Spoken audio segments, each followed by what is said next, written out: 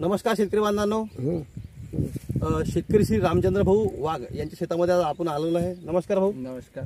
आपलं पूर्ण नाव सांगा. रामचंद्र अर्जुनराव वाघ, वळगाव पाटण, तालुका जळगाव जामोद, जिल्हा बुलढाणा. बरोबर.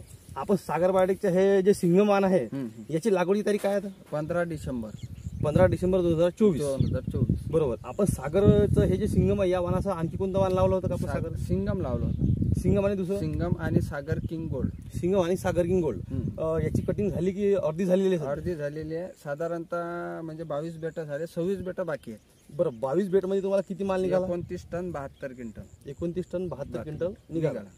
आपलं लागवडीचं क्षेत्र किती एकर आहे समजा? साधारणतः हे क्षेत्र 3 एकर आहे, पण याच्यात आपण केळीत आंतरपीक 3च तासा घेतले होते, म्हणजे 5 फुटात 3 झाडं. सगळे आपले 3 एकरात 14,000 रुपये बसले. 3 एकरात 14,000 झाड बसलेले आहे समजा. तर 14,000 पैकी समजून आपण एक 7,000 तोडणं झालेलं आहे. बरोबर. तर 7,000 झाडांपासून भाऊंना 24 टन किती? साधारण हा 23 टनच्या आसपास ॲव्हरेज येते. बरोबर. 22 ते 23 टनाच्या पर्यंत ॲव्हरेज येते. तुम्ही जो माल तोडलेला तो किती टन आहे सध्या?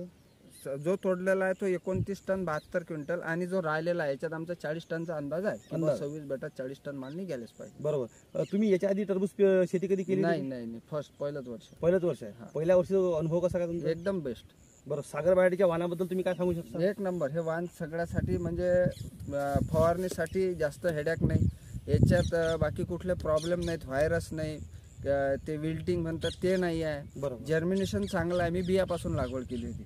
जर्मिनेशन चांगलं आहे. नंतर साईज साठी अडचणी नाहीत. बाकीच्या टरबूज मध्ये साईजचे खूप सारे प्रॉब्लेम येऊन राहिले शेतकऱ्याला, काय सोडा काय नाही. बरोबर. हा, बाकी निरोगी झाड आहेत. बरोबर. म्हणजे एकंदरीत पाहता तुम्हाला उत्पन्न उत्कृष्ट आहे, जबरदस्त. या वर्षीच्या सालाच्या हिशोबाने सर उत्पन्न आपल्याला चांगलं आहे. बरोबर. 50% मळा काढलेला आहे आणि 50% मळा काढण्याचा बाकी आहे अजून. तर उत्कृष्ट उत्पादन आहे शेतकरी बंधूचं. त्याबद्दल मी त्यांचे अभिनंदन करतो सागरवाडीच्या वतीनं. धन्यवाद.